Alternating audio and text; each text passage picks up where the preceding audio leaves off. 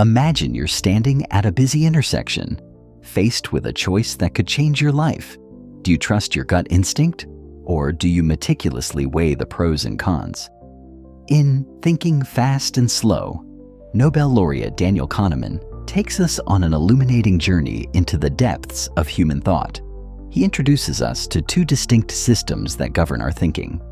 One that is quick and intuitive, and another that is slow and analytical. As we navigate this intricate landscape of cognition, we uncover the biases and errors that often lead us astray in our decision-making. This exploration not only empowers us to make better choices, but also challenges our understanding of what it means to think rationally. In Thinking Fast and Slow, Kahneman delineates two modes of thinking, System 1 and System 2. System 1 is the fast, automatic, and often unconscious part of our mind. It enables us to react quickly to situations, relying on intuition and gut feelings. For example, if you see a ball flying towards you, your immediate instinct to duck is a product of System 1. System 2, in contrast, is slow, deliberate, and effortful. It engages when we need to focus, analyze complex problems, or make thoughtful decisions. When calculating a math problem or planning a detailed project, System 2 is actively at work. This dual-system approach is central to Kahneman's exploration of human thought.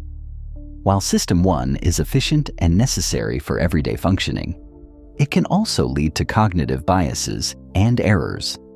System 2, although more reliable, is often lazy and tends to accept the quick judgments of System 1 without questioning them.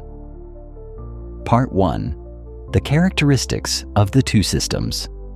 Kahneman begins by elaborating on the characteristics of System 1 and System 2, providing vivid examples to illustrate their functions. System 1 operates automatically, allowing us to respond to situations without conscious thought. It is intuitive and emotional, helping us navigate daily tasks effortlessly. For instance, when we recognize a familiar face in a crowd, we do so instantly and without deliberation. System 2, on the other hand, requires mental effort and attention. It is engaged when we face challenges that necessitate thoughtful consideration. For example, when solving a complex problem or making significant life decisions, we rely on System 2 to process information thoroughly. Kahneman emphasizes that while System 1 is essential for survival and efficient functioning, it is also prone to biases that can lead us astray. System 2, though more accurate, often defaults to the conclusions of System 1, creating a dynamic where our judgments can be flawed. Part 2. Heuristics and cognitive biases. In this section, Kahneman delves into heuristics, mental shortcuts that simplify decision-making. While these shortcuts can be helpful, they can also lead to systematic errors in judgment. Kahneman identifies several key heuristics and biases. Number 1. Availability. Heuristic. This heuristic refers to our tendency to judge the probability of events based on how easily examples come to mind. For instance, after hearing news reports of plane crashes, an individual may overestimate the dangers of flying because those vivid memories dominate their thoughts. Number 2. Representativeness. Heuristic.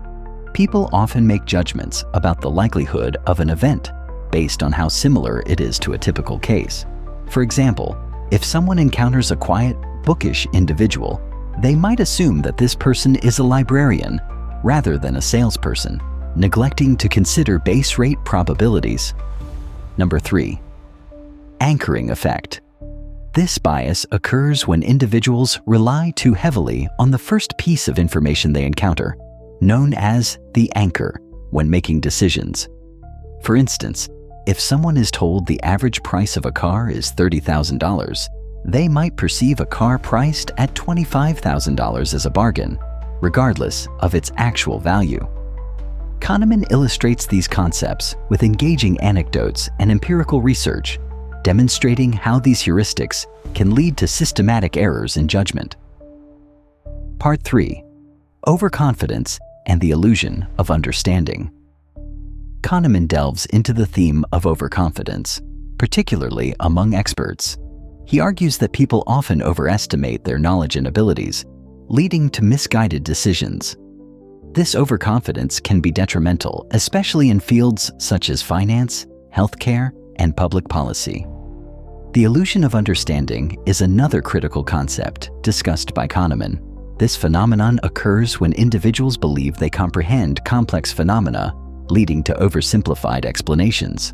For example, financial analysts may confidently predict market trends based on past performance, failing to account for unforeseen events that could disrupt their forecasts.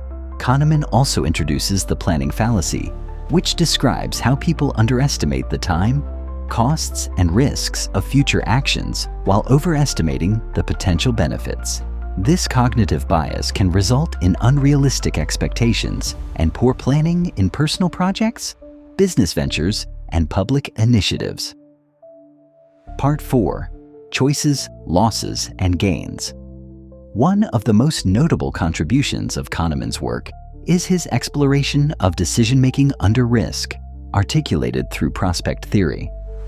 This theory posits that people value gains and losses differently, with losses having a more significant psychological impact than equivalent gains.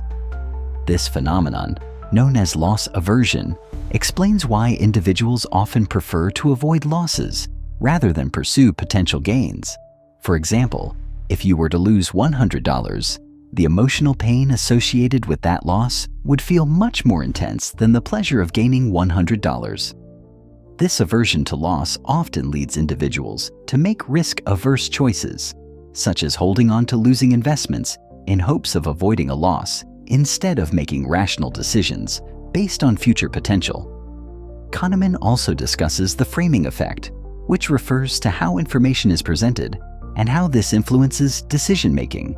For instance, individuals may react differently to a medical treatment described as having a 90% success rate versus a 10% failure rate, even though both statements convey the same information. Part 5. The Experience of Choosing. In this section, Kahneman introduces the distinction between the experiencing self and the remembering self. The experiencing self is the part of us that lives in the moment, evaluating experiences as they happen, while the remembering self reflects on and constructs narratives about past events. Kahneman argues that our memories often differ from our actual experiences. For example, a vacation may include moments of stress or frustration, but if the overall experience is enjoyable, the remembering self may focus on the positive highlights, leading to an inflated sense of satisfaction. This discrepancy has profound implications for how we evaluate happiness and satisfaction in our lives. The remembering self plays a crucial role in decision-making. People often make choices based on how they expect to feel about an experience in retrospect, rather than how they will actually feel during it. This can lead to decisions that prioritize memorable experiences over genuine enjoyment. Part 6. The Politics of Decision-Making. Kahneman's insights extend beyond individual psychology to the realm of public policy and economics. He emphasizes the importance of understanding cognitive biases in designing effective policies.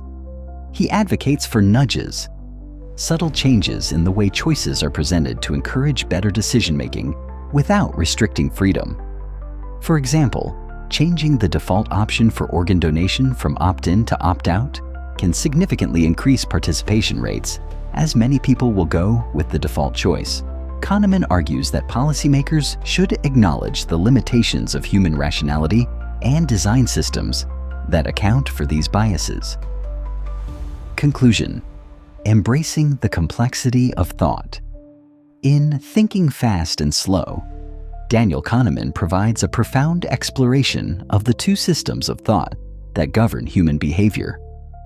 His insights into cognitive biases, heuristics, and the interplay between the experiencing and remembering selves offer a comprehensive framework for understanding how we think and make decisions.